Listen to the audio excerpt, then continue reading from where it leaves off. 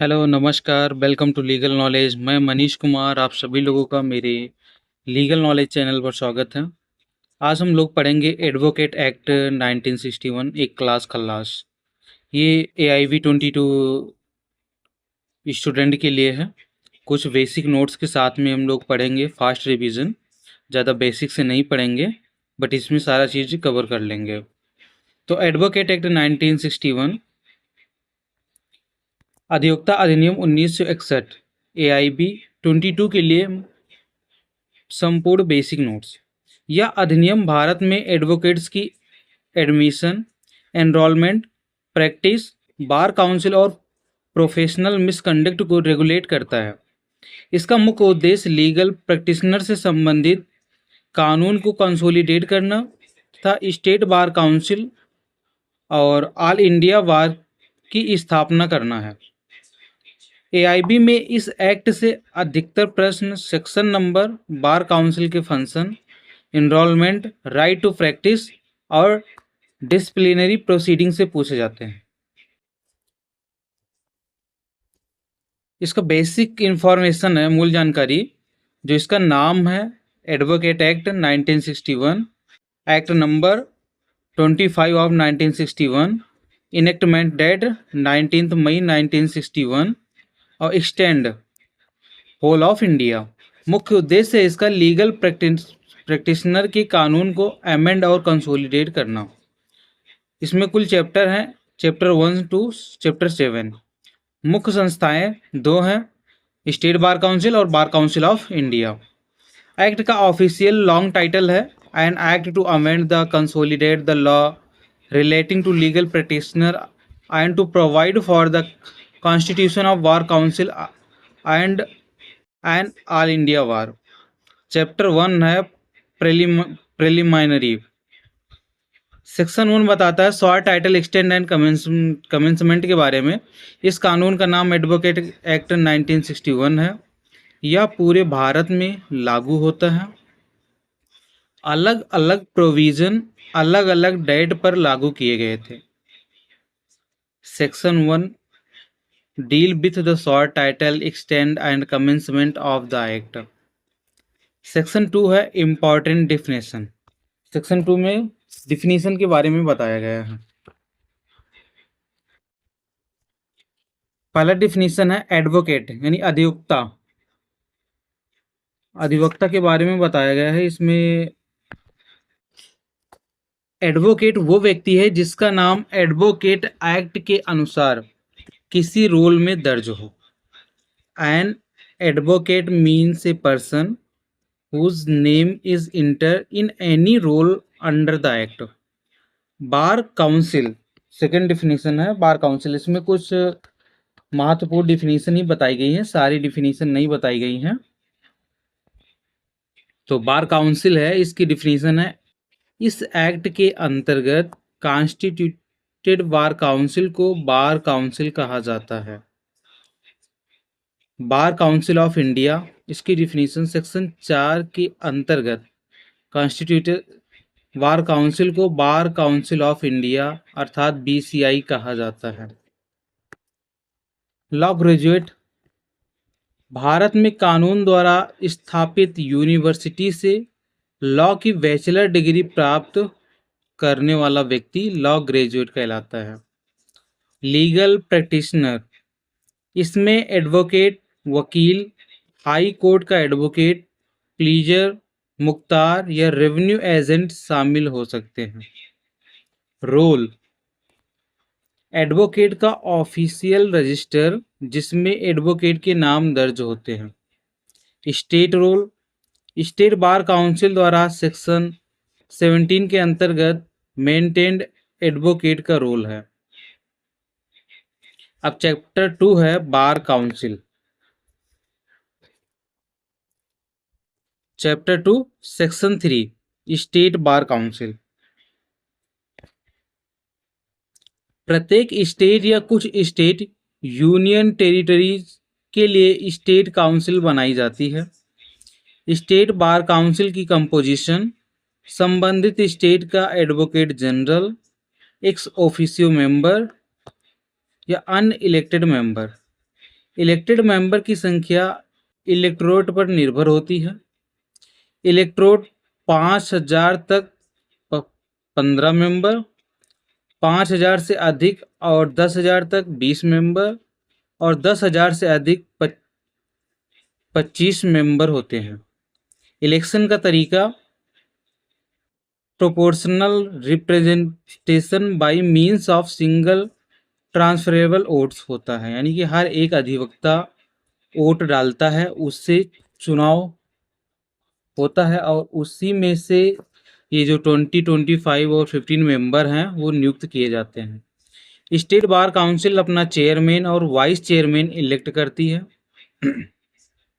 अब exam point से हम लोग देखते हैं कि स्टेट बार काउंसिल का एक्स ऑफिशियो मेंबर सामान्यतः संबंधित स्टेट का एडवोकेट जनरल होता है। टू द पॉइंट अगर पूछा जाए कि एडवोकेट जनरल कौन होता है, तो जाहिर सी बात है स्टेट बार काउंसिल का एक्स ऑफिशियो मेंबर संबंधित स्टेट का एडवोकेट जनरल होता है। सेक्शन 4 की बात करें तो सेक्शन 4 में बार काउंसिल ऑफ इंडिया। आप सभी लोग अपना अपना वेयर एक्ट ले लीजिए और वेयर एक्ट साथ में खोलते जाइएगा। Section 4 bar council of India, BCI के मुख्य रूप से निम्न मेंबर होते हैं। Number 1, attorney general of India ex officio. दूसरा, solicitor general of India ex officio. प्रत्येक स्टेट बार काउंसिल द्वारा इलेक्टेड एक मेंबर, यानी कि हर एक बार काउंसिल में एक मेंबर होता है, स्टेट बार काउंसिल द्वारा इलेक्टेड एक मेंबर। बीसीआई अपना चेयरमैन और वाइस चेयरमैन इलेक्ट करती है। बीसीआई बोले तो बार काउंसिल ऑफ इंडिया। अब इसका जो फार्मूला है देखिएगा, bar council of India is equal to attorney general plus solicitor general plus 1 member from each state bar council. अब सेक्शन 5 की बात करते हैं, bar council as body corporate. हर बार काउंसिल बॉडी कॉर्पोरेट होती है, परपेचुअल सक्सीजन रखती है, कॉमन सील रखती है, मूवेबल और इमूवेबल प्रॉपर्टी एक्वायर कर सकती है, कॉन्ट्रैक्ट कर सकती है, स्यू और भी स्यूड हो सकती है। हिंदी मीनिंग, बार काउंसिल एक लीगल पर्सन की तरह कार्य करती है। सेक्शन 6 है function of state bar council. Bar council के प्रमुख कार्य, पर्सन को एडवोकेट के रूप में एडमिट करना, ये सारे स्टेट बार काउंसिल के कार्य हैं। पर्सन को एडवोकेट के रूप में एडमिट करना, एडवोकेट का रोल प्रिपेयर और मेंटेन करना, एडवोकेट के मिसकंडक्ट के मामलों को इंटरटेन और डिटरमाइन करना, एडवोकेट्स के राइट, प्रिविलेज और इंटरेस्ट को सेफ गार्ड करना, लॉ रिफॉर्म को प्रमोट करना, लीगल एजुकेशन और लीगल टॉपिक्स पर सेमिनार आदि आयोजित करना, गरीबों को लीगल एड उपलब्ध कराना, बार एसोसिएशन की ग्रोथ को प्रमोट करना, एडवोकेट के वेलफेयर स्कीम के लिए फंड बनाना, लॉ लाइब्रेरीज इस्टेब्लिश करना, अपने फंड को मैनेज और इन्वेस्ट करना। मोस्ट इम्पॉर्टेंट, एडवोकेट को इनरोल करना और उसके मिसकंडक्ट की इंक्वायरी करना स्टेट बार काउंसिल के मुख्य फंक्शन है।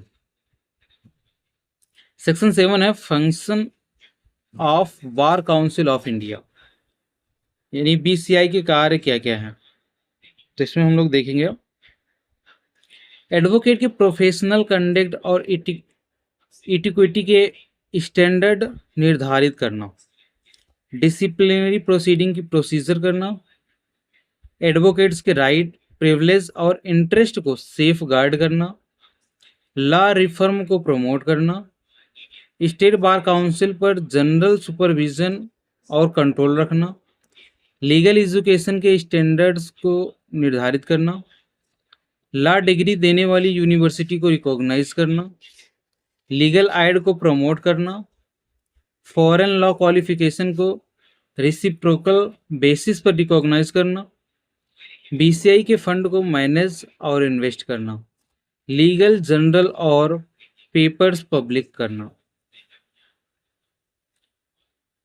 डिफरेंस स्टेट बार काउंसिल और बार काउंसिल ऑफ इंडिया। देखेंगे स्टेट बार काउंसिल के जो भी कार्य हैं, एडवोकेट को स्टेट रोल पर इनरोल करती है। दूसरा, स्टेट रोल मेंटेन करती है। तीसरा, स्टेट रोल के एडवोकेट के मिसकंडक्ट पर एक्शन लेती है। फोर्थ है, स्टेट लेवल लीगल एड्स और वेलफेयर देती है। पांचवा, स्टेट लेवल इलेक्शन कराती है। अब हम लोग देखेंगे बार काउंसिल यानी बीसीआई के क्या क्या कार्य हैं। प्रोफेशनल कंडक्ट के स्टैंडर्ड बनाती है, स्टेट बार काउंसिल पर सुपरविजन रखती है, लीगल एजुकेशन के स्टैंडर्ड्स बनाती है, यूनिवर्सिटीज और लॉ डिग्रीज को रिकॉग्नाइज करती है, प्रत्येक स्टेट बार काउंसिल से एक मेंबर लेती है। अब आगे हम लोग देखेंगे सेक्शन 8 है term of office. State bar council के इलेक्टेड मेंबर का टर्म समानता 5 ईयर होता है। यदि स्टेट बार काउंसिल समय पर इलेक्शन नहीं कराती तो बीसीआई रिटर्न रीजन रिकॉर्ड करके टर्म को अधिकतम 6 मंथ तक एक्सटेंड कर सकती है। Section 8A special committee.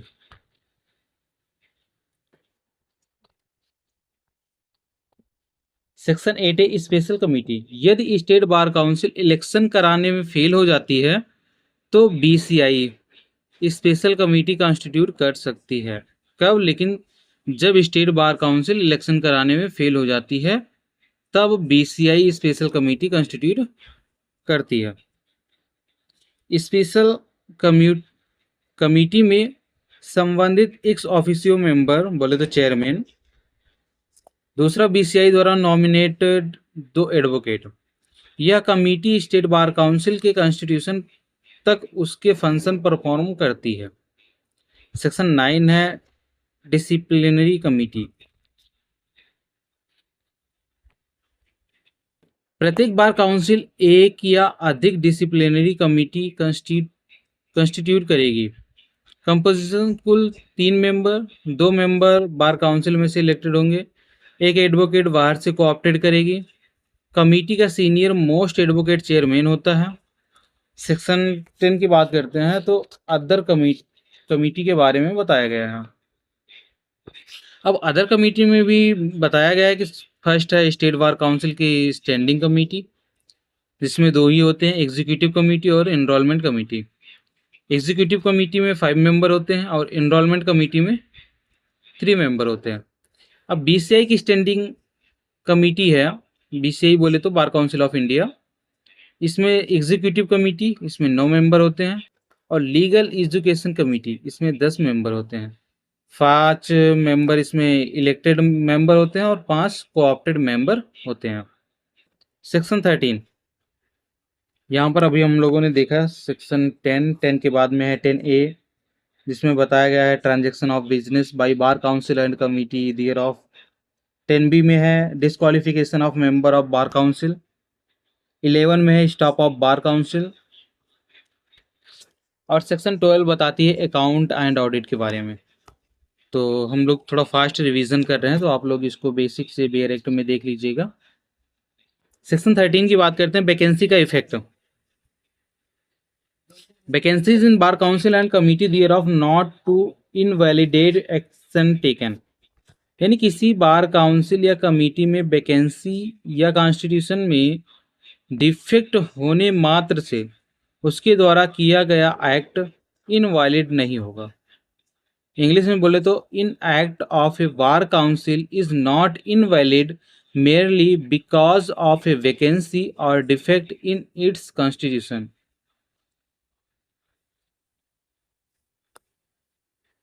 Section 13 उसके बाद में सेक्शन 14 भी आया आपका, election to bar council not to be questioned on certain grounds. Section 15 power to make rules, यानी किस तरह से बार काउंसिल अपने रूल बनाती है।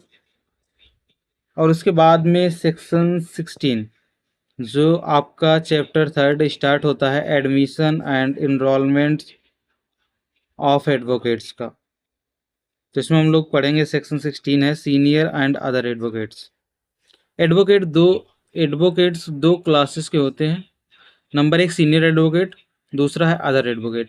Senior advocate designation, supreme court या हाई कोर्ट किसी एडवोकेट को उसकी ability, standing at the bar, special knowledge, experience in law, यानी अगर सुप्रीम कोर्ट और हाई कोर्ट हो तो वो उसकी क्या क्या देखती है, एबिलिटी देखती है, standing at the bar, special knowledge और एक्सपीरियंस इन लॉ के आधार पर एडवोकेट की कंसेंट से सीनियर एडवोकेट डिजाइनेट कर सकता है। सीनियर एडवोकेट पर बीसीआई द्वारा प्रेस्क्राइब्ड रिस्ट्रिक्शंस लागू होती हैं। सीनियर एडवोकेट की प्रैक्टिकल रिस्ट्रिक्शंस, बीसीआई रूल के अनुसार सीनियर एडवोकेट सामान्यतः डायरेक्टली क्लाइंट से ब्रीफ एक्सेप्ट नहीं करता, वकालतनामा सीधे फाइल नहीं करता, किसी अदर एडवोकेट के बिना कोर्ट में अपेयर नहीं करता, ड्राफ्टिंग या फाइलिंग में प्रेस्क्राइब्ड रिस्ट्रिक्शन के अधीन रहता है। सेक्शन 17 है state roll. State bar council to maintain rolls of advocate, हर स्टेट बार काउंसिल एडवोकेट का रोल प्रिपेयर और मेंटेन करती है। रोल के भी दो पार्ट होते हैं, सीनियर एडवोकेट का भाग और अदर एडवोकेट का भाग। नेम्स सीनियरिटी के ऑर्डर में दर्ज होते हैं। सेक्शन 18 है transfer of name. Transfer of name from one state roll to another state, किसी एडवोकेट का नाम एक स्टेट रोल से दूसरे स्टेट रोल में ट्रांसफर किया जा सकता है। एप्लीकेशन बीसीआई को दी जाती है। इंपॉर्टेंट, ट्रांसफर के लिए स्टेट बार काउंसिल और रिसीविंग स्टेट बार काउंसिल से संबंधित प्रोसीजर रिक्वायरमेंट पूरी करनी होती है। सेक्शन 19 है कॉपीज ऑफ रोल।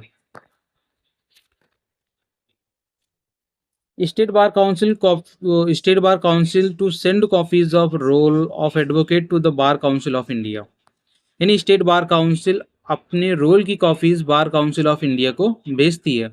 सेक्शन 20 के बारे में बताया गया है, इसमें special provision for enrolment of certain supreme court advocates के बारे में है, वो हम छोड़ देते हैं, आगे पढ़ते हैं। सीनियरिटी डिस्प्यूट, एडवोकेट की सीनियरिटी को लेकर के डिस्प्यूट होने पर मेटर बीसीआई को रेफर किया जा सकता है। बीसीआई का डिसीजन फाइनल होता है सब्जेक्ट टू द एक्ट के अनुसार। सेक्शन 22 सर्टिफिकेट ऑफ एनरोलमेंट, जिस एडवोकेट का नाम स्टेट रोल में इंटर हो जाता है उसे स्टेट बार काउंसिल द्वारा सर्टिफिकेट ऑफ एनरोलमेंट दिया जाता है। याद रखिए, एनरोलमेंट यानी स्टेट में अपना नाम इनरोल करवाना है, फिर एंट्री करवाना। सर्टिफिकेट ऑफ एनरोलमेंट, एनरोलमेंट का प्रूफ होता है। यह सर्टिफिकेट एडवोकेट को उसकी एनरोलमेंट का ऑफिशियल एविडेंस देता है कि मैंने क्या किया है, स्टेट बार काउंसिल में इनरोल करवा लिया है। Section 23 right of pre audience,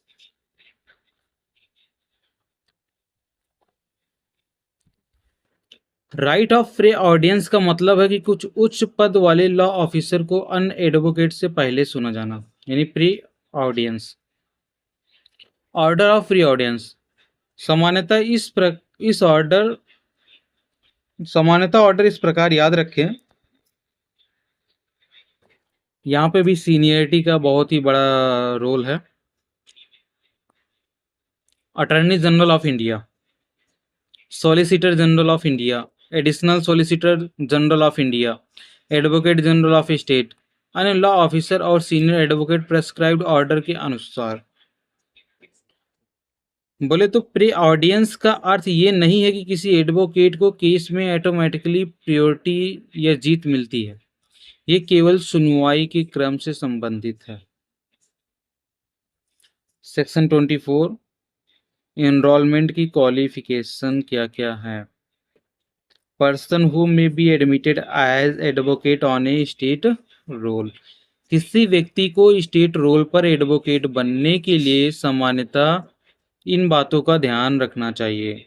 वह भारत का सिटीजन होना चाहिए, उसने 21 वर्ष की उसकी 21 वर्ष की आयु होनी चाहिए, उसने लॉ डिग्री प्राप्त की हो, लॉ डिग्री ऐसी यूनिवर्सिटी से हो जिसे बीसीआई रिकॉग्नाइज करती हो, उसने स्टेट बार काउंसिल के प्रेस्क्राइब्ड रूल और कंडीशन सेटिस्फाई की हो, उसने इनरोलमेंट फीस और अनप्रेस्क्राइब्ड रिक्वायरमेंट पूरी की हो। अब फॉरेन नेशनल के बारे में आता है तो फॉरेन नेशनल को इनरोलमेंट तभी मिलेगा जब उसके देश में इंडियन सिटीजन को लॉ प्रैक्टिस करने की अनुमति मिलती हो। इसे रेसिप्रोसिटी प्रिंसिपल कहा जाता है। Section 24A, disqualification for enrolment.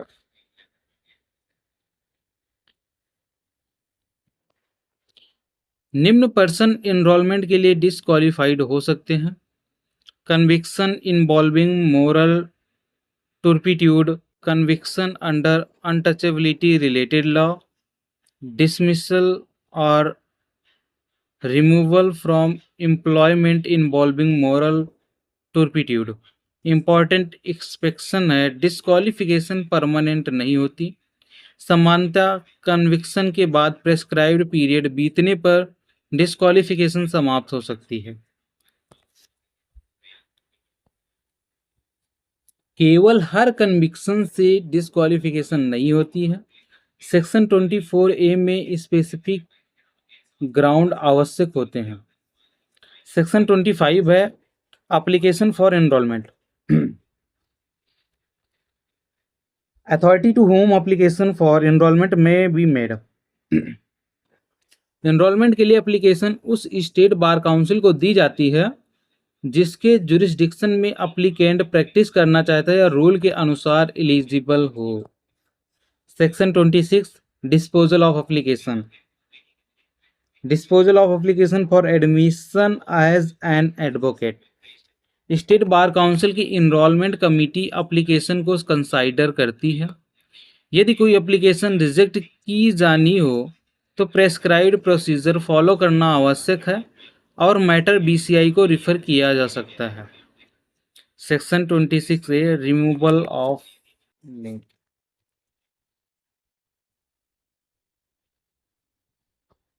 Power to remove names from roll, ये किसके पास होता है? स्टेट बार काउंसिल किसी एडवोकेट का नाम रोल से रिमूव कर सकती है। यह पावर विशेषकर तब रिलेवेंट होती है जब एडवोकेट की डेथ हो चुकी हो, एडवोकेट स्वयं प्रैक्टिस छोड़ चुका हो, एनरोलमेंट में कोई लीगल डिफेक्ट हो या एक्ट या रूल के अनुसार रिमूवल आवश्यक हो। सेक्शन 27 है rejected application. Application once refused not to be entertained by another bar council except in certain circumstances। बोले तो किसी बार काउंसिल ने इनरोलमेंट एप्लीकेशन रिजेक्ट कर दी है तो अप्लीकेंट सामान्यतः दूसरी स्टेट बार काउंसिल में उसी आधार पर एप्लीकेशन नहीं दे सकता है। कुछ एक्सेप्शनल सर्कमस्टेंसेस में बीसीआई परमिशन या एक्ट के अनुसार एक्सेप्शन हो सकता है। चैप्टर 4 है राइट टू प्रैक्टिस। सेक्शन 28 के बारे में बताता है power to make rules.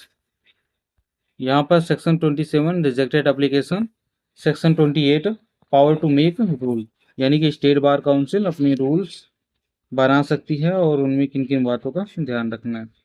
Chapter 4 right to practise, practice करने का अधिकार। Section 29 recognised class. Law practice करने के लिए एडवोकेट ही रिकॉग्नाइज्ड क्लास है। Advocate are the only recognised class of person entitled to practise law. Section 30 की बात करें तो right of advocate to practise. Subject to provision of this act, every advocate whose name is entered in the state roll shall be entitled as of the right to practice throughout the territories to which this act extend। Her enrolled advocate को पूरे भारत में सभी court में including supreme court में भी tribunals authorities person के समक्ष legally authorised proceeding में प्रैक्टिस करने का अधिकार है, सब्जेक्ट टू द एक्ट और एप्लीकेशन रूल्स। एग्जाम पॉइंट है, सेक्शन 30 को लागू करने वाली नोटिफिकेशन 2011 में जारी हुई थी, इसलिए मॉडर्न एग्जाम में सेक्शन 30 का प्रैक्टिकल ऑपरेशन महत्वपूर्ण है। सेक्शन 32, अभी हम लोगों ने क्या पढ़ा है, सेक्शन 30 पढ़ा है। अब सेक्शन 30 के बाद में डायरेक्ट 32 पे आ गए हैं। जो 31 है वो रिपील्ड कर दिया गया था, special provision of for attorney के बारे में बताया गया था। कोर्ट का डिस्क्रेशन है 32, किसी भी कोर्ट को पावर है कि वो किसी पार्टिकुलर केस में ऐसे व्यक्ति को अपीयर करने की अनुमति दे जो एडवोकेट नहीं है। समझना इस बात को कि किसी भी कोर्ट को पावर है तो किसी पार्टिकुलर केस में ऐसे व्यक्ति को अपीयर करने की अनुमति दे जो एडवोकेट नहीं है, जिसने लॉ की डिग्री भी ना ली हो, स्टेट में इनरोलमेंट भी ना करवाया हो। एग्जाम्पल के लिए, यदि कोई व्यक्ति स्वयं अपना केस आर्ग्यू करना चाहता है तो कोर्ट सर्कमस्टेंसेस के अनुसार परमिशन दे सकती है। इंपॉर्टेंट, सेक्शन 32 एक डिस्क्रेशन है, ऑटोमेटिक राइट्स नहीं। बोले तो ये कुछ ही केस में होता है, ठीक है ना। अगर हर एक व्यक्ति बोलने लगे कि मैं अपना केस खुद लड़ूंगा तो वकील का तो काम ही खत्म हो जाए, पर बीसीआई के भी कुछ रूल हैं। सेक्शन 33 बताता है advocate alone entitle to practise. इस एक्ट या किसी अन्य कानून में प्रोवाइडेड एक्सेप्शन के अलावा केवल इनरोल्ड एडवोकेट ही लॉ प्रैक्टिस कर सकते हैं। 33 क्या बता रहा है कि इस एक्ट या किसी अन्य कानून में प्रोवाइडेड एक्सेप्शन के अलावा केवल इनरोल्ड एडवोकेट ही लॉ प्रैक्टिस कर सकते हैं। सेक्शन 32 वीएस सेक्शन 33 देखते हैं क्या क्या कंपैरिजन होता है। तो सेक्शन, कोर्ट पार्टिकुलर केस में नॉन एडवोकेट को परमिट, कोर्ट पार्टिकुलर केस में नॉन एडवोकेट को परमिट करती है या डिस्क्रेशनरी पावर है, परमिशन केस स्पेसिफिक होती है। सेक्शन 33, सामान्यता नियम केवल एडवोकेट प्रैक्टिस कर सकते हैं। यह जनरल प्रोहिबिशन रिकॉग्निशन है, एनरोल्ड एडवोकेट को स्टेटरी राइट्स मिलता है। सेक्शन 34 की बात करें तो इसमें बताया गया है power of high court to make rules, यानी कि हाई कोर्ट अपने रूल्स बना सकती है। हाई कोर्ट्स रूल बना सकता है कि एडवोकेट्स को हाई कोर्ट और सब ऑर्डिनेट कोर्ट्स में प्रैक्टिस करने के लिए किन कंडीशन का पालन करना होगा। चैप्टर 5 है कंडक्ट ऑफ एडवोकेट, एडवोकेट का कंडक्ट क्या है। सेक्शन 35 है punishment for professional misconduct, punishment of advocate for misconduct. यदि स्टेट बार काउंसिल को कंप्लेंट या अन्य तरीके से विश्वास हो कि उसके रोल पर रजिस्टर्ड एडवोकेट ने प्रोफेशनल या अदर मिसकंडक्ट किया है तो मैटर डिसिप्लिनरी कमिटी को रिफर किया जाता है। डिसिप्लिनरी कमिटी को पॉसिबल ऑर्डर इंक्वायरी के बाद डिसिप्लिनरी कमिटी कंप्लेंट डिसमिस कर सकती है, एडवोकेट को रिप्रीमेंड कर सकती है, एडवोकेट को प्रैक्टिस से सस्पेंड कर सकती है, एडवोकेट का नाम स्टेट रोल से रिमूव कर सकती है। 4 मुख्य पनिशमेंट याद रखें, डिसमिस कंप्लेंट, रिप्रीमेंड, सस्पेंड और रिमूवल नेम। सेक्शन 36 है बीसीआई की disciplinary power. BCI bar council of India की डिसिप्लिनरी कमिटी किसी स्टेट बार काउंसिल के डिसिप्लिनरी प्रोसीडिंग को विड्रॉ कर सकती है स्वयं मैटर डिस्पोज कर सकती है, स्टेट डिसिप्लिनरी कमेटी को डायरेक्शन दे सकती है। सेक्शन 36B ये टाइम लिमिट के बारे में बात करती है। सेक्शन 30 और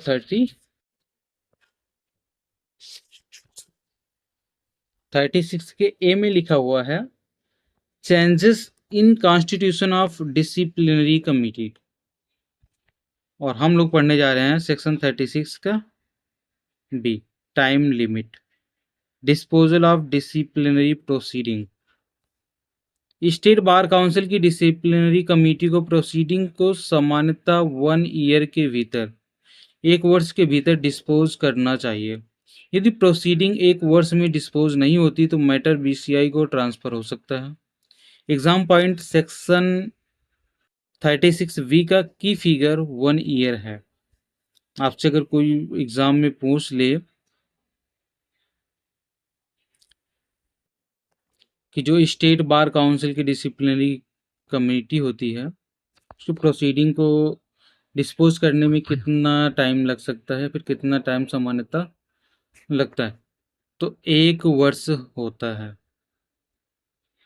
सेक्शन 37 है appeal to BCI, appeal to the bar council of India.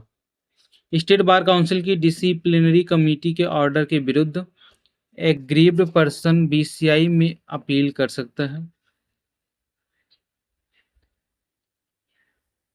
दूसरा लिमिटेशन, अपील सामान्यतः ऑर्डर की कम्युनिकेशन डेट से 60 डेज के भीतर फाइल की जाती है। ये भी इंपॉर्टेंट नोट्स है कि अपील जो होता है सामान्यतः ऑर्डर की कम्युनिकेशन डेट से 60 दिन के भीतर फाइल की जाती है।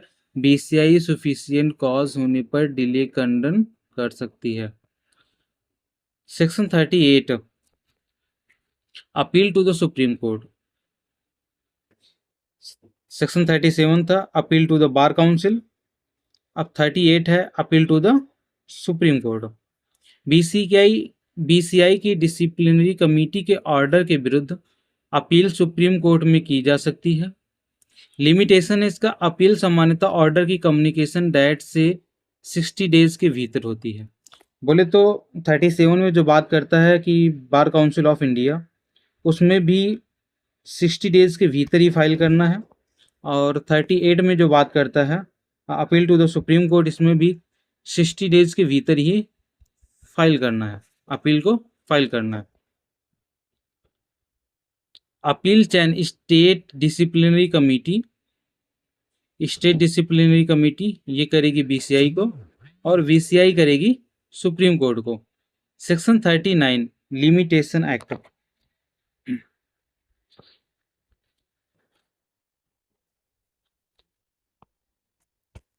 Application of section 5 and 12 of limitation act 1963।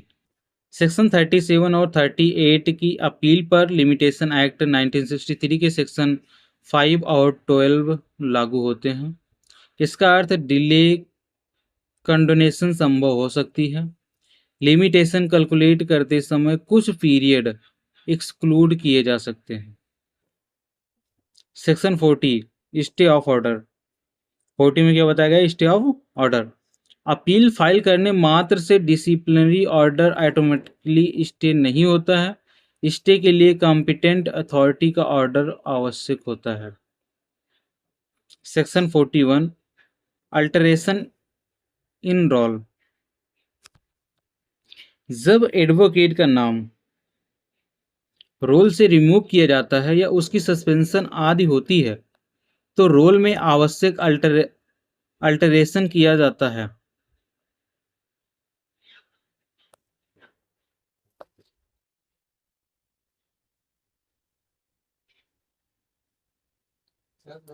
Section 42 power of disciplinary committee. Disciplinary committee को सिविल कोर्ट जैसी कुछ पावर प्राप्त होती है, जैसे व्यक्ति को सम्मन करना, अटेंडेंस इन्फोर्स करना, ओथ पर एग्जामिनेशन करना, डॉक्यूमेंट प्रोड्यूस कराने का आदेश देना, एफिडेविट पर एविडेंस देना, एफिडेविट पर एविडेंस लेना, पब्लिक रिकॉर्ड रिक्विजिशन करना, कमीशन इश्यू करना। प्रोसीडिंग जुडिशियल प्रोसीडिंग मानी जा सकती है। सेक्शन 44 है रिव्यू। हम लोगों ने अभी पढ़ा सेक्शन 42 के बाद में 42A है, जिसमें बताया गया है power of bar council of India and other committee. 43 में बताया गया है cost of proceeding before A disciplinary committee. अब सेक्शन 44 में डायरेक्ट रिव्यू के बारे में बताया गया, review of order by disciplinary committee. तो डिसिप्लिनरी कमिटी अपने ऑर्डर को रिव्यू कर सकती है सब्जेक्ट टू द एक्ट और प्रेस्क्राइब्ड कंडीशन, ठीक है ना, उसके बाहर नहीं जा सकती है। चैप्टर 6 है मिसक्लेनियस, यानी विविध प्रकीर्ण, जिसको हिंदी में बोलते हैं। Section 45 illegal practice, penalty for person illegal practising in court and before other authorities. यदि कोई व्यक्ति इलीगली कोर्ट या अन्य अथॉरिटी के सामने प्रैक्टिस करता है तो उससे इम्प्रिजमेंट हो सकती है। ये मैं नहीं बोल रहा हूँ, ये एडवोकेट एक्ट 1961 बोल रहा है कि यदि कोई व्यक्ति इलीगली कोर्ट या अथॉरिटी के सामने प्रैक्टिस करता है तो उसे इम्प्रिजमेंट हो सकती है, पनिशमेंट अप टू 6 मंथ। देखते हैं जरा। Any person who practice in any courts और बिफोर एनी अथॉरिटी और पर्सन इन और before whom he is not entitled to practice under the provision of this act shall be punishable with imprisonment for a term which may extend to 6 months। यानी exam point है section 45 में legal practice के बारे में बताया गया है, जिसमें साफ साफ कहा जाता है यदि कोई ऐसा व्यक्ति जिसने स्टेट बार काउंसिल में इनरोलमेंट नहीं कराया है, बोले तो इलीगली वो कोर्ट में आता है, किसी अथॉरिटी के सामने आकर के प्रैक्टिस करता है, तो एडवोकेट एक्ट कहता है कि कम से कम उसको इम्प्रिजमेंट ऑफ 6 मंथ हो सकती है। सेक्शन 47 है रिसिप्रोसिटी। देखते हैं सेक्शन 45, उसके बाद में 46 में बताया गया पेमेंट ऑफ पार्ट। ये payment of part enrolment fees to the bar council of India, इसे ओमाइटेड कर दिए गए हैं। सेक्शन 46 को भी financial assistant to the state bar council, इसमें बताया गया है 46A में। अब सेक्शन 47 है रिसिप्रोसिटी, यानी फॉरेन नेशनल को इंडियन लॉ प्रैक्टिस में एडमिशन देने के लिए रिसिप्रोसिटी प्रिंसिपल लागू होता है। यदि किसी फॉरेन कंट्री में इंडियन सिटीजन्स को लॉ प्रैक्टिस की अनुमति नहीं है तो उस कंट्री के सिटीजन को भारत में एडमिशन से रोका जा सकता है। बोले तो ये पॉलिटिक्स से रिलेटेड है। Section 48 indemnity against legal proceeding. Act के अंतर्गत गुड फेथ में किए गए कार्यों के लिए कुछ पर्सन को लीगल प्रोसीडिंग से प्रोटेक्शन मिलती है। Section 48A revision by BCI. Section 48A जो बताता है power of revision. BCI state bar council या उसकी कमिटीज के ऑर्डर के संबंध में रिवीजन पावर एक्सरसाइज कर सकती है subject to statutory limitation. Section 48AA review के बारे में कहता है कुछ ऑर्डर के संबंध में रिव्यू की पावर उपलब्ध है। The bar council of India और any of its committees other than its disciplinary committees may of its own motion or otherwise review any order within 60 days of the date of the order passed by it under this act। Section 49 BCI की rule making power.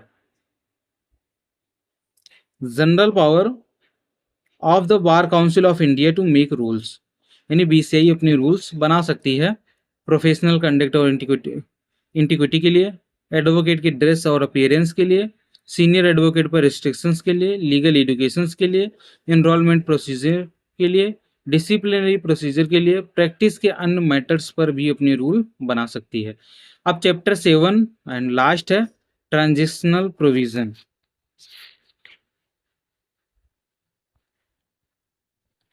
49 के बाद में 49 ये है, power of central government to make rules, यानी कि केंद्रीय सरकार की नियम बनाने की शक्तियां भी है, वो सेक्शन 49 ए में दिया गया है।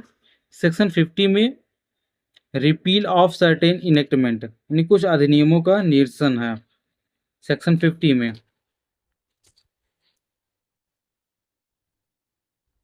सेक्शन 51 कहता है रूल ऑफ कंस्ट्रक्शन, अर्थान्वयन के नियम। Rule of construction were on and from the appointed day, reference in any enactment to an advocate enrolled by High Court in any form of word shall be construed as references to an advocate enrolled under this act। बोले तो नियम नियत दिन से ही किसी अधिनियमित में किसी उच्च न्यायालय द्वारा नामांकित किसी अधिवक्ता के प्रति किन्हीं भी शब्दों के निर्देशों का यह अर्थ लगाया जा सकता है कि वे इस अधिनियम के अधीन नामांकित अधिवक्ता के प्रति निर्देश है। और 52 है सेविंग। सेविंग बोले तो व्यावृत्ति। अब चैप्टर 7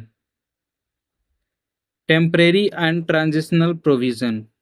चैप्टर 7 पुराने लीगल प्रैक्टिशनर और एग्जिस्टिंग बार काउंसिल से संबंधित ट्रांजिशनल और टेम्परेरी प्रोविजन देता है। इंपॉर्टेंट सेक्शन इसमें है सेक्शन 55 जो बताता है एग्जिस्टिंग लीगल प्रैक्टिशनर के rights. Section 56 existing bar council का डिसोल्यूशन। सेक्शन 57 बार काउंसिल बनने तक रूल्स बनाने की पावर। सेक्शन 58 ऑनवर्ड्स विभिन्न ट्रांजिशनल सिचुएशन। एआईबी में चैप्टर 7 से कंपैरेटिवली कम क्वेश्चन आते हैं, इसलिए इसका बेसिक आइडिया पर्याप्त है।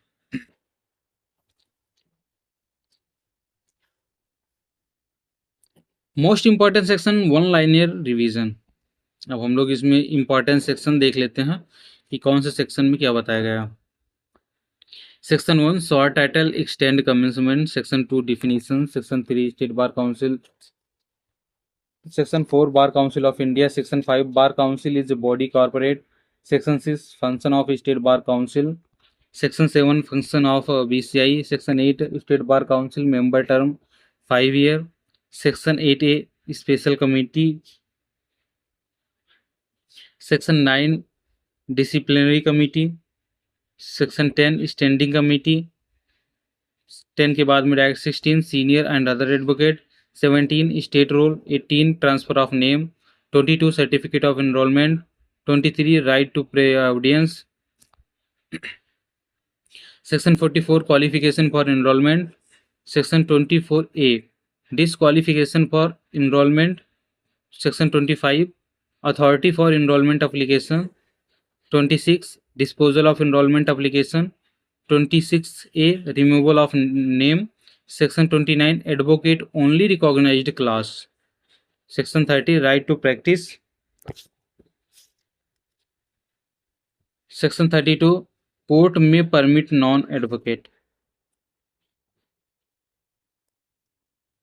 section 33 advocate alone entitled to practice।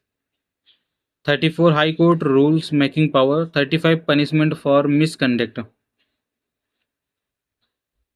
section 36 VCI disciplinary power। 36B disposal within 1 year। 37 appeal to BCI। 38 appeal to Supreme Court। 42 power of disciplinary committees। 45 penalty for illegal practice। 47 reciprocity। और 49 BCI rules making power। Important comparison state bar council VS bar council of India. देखते हैं इनमें अंतर क्या होता है कि state bar council enrolment state roll misconduct inquiry welfare और लीगल एड्स। और BCI bar council of India professional standard legal education university recognition supervision और अपील। इनरोलमेंट और प्रैक्टिस में क्या अंतर होता है।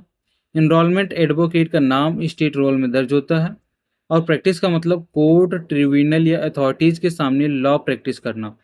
केवल लॉ डिग्री होने से व्यक्ति ऑटोमेटिकली प्रैक्टिस नहीं कर सकता। एनरोलमेंट और अन्य स्टेटरी रिक्वायरमेंट पूरी करना आवश्यक है। सुपरविजन और वीएस रिमूवल देखते क्या अंतर है। और सस्पेंशन वीएस रिमूवल में क्या अंतर है? तो सस्पेंशन कुछ समय के लिए प्रैक्टिस करने पर रोक लगाता है। रिमूवल स्टेट रोल से नाम हटाता है। रिमूवल अधिक गंभीर और सामान्यतः दीर्घकालिक कंसिक्वेंस है। Professional misconduct V S contempt of court. Professional misconduct advocate act और बीसीआई रूल्स के अंतर्गत डिसिप्लिनरी एक्शन है। कंटेप्ट ऑफ कोर्ट कोर्ट की अथॉरिटी, डिग्निटी या ऑर्डर के विरुद्ध कंडक्ट है। एक ही कंडक्ट दोनों प्रोसीडिंग को जन्म दे सकता है यदि फैक्ट ऐसा जस्टिफाई करे। तो इसके बाद में हम लोग एडवोकेट एक्ट 1961 के कुछ एमसीक्यूज देखेंगे, समथिंग 200 एमसीक्यूज के आसपास में, जो एग्ज़ाम के लिए बहुत ही महत्वपूर्ण है। तो आप लोगों को ये मेरा सेशन कैसा लगा कमेंट बॉक्स में ज़रूर बताइए और अपने दोस्तों को भी शेयर कीजिएगा।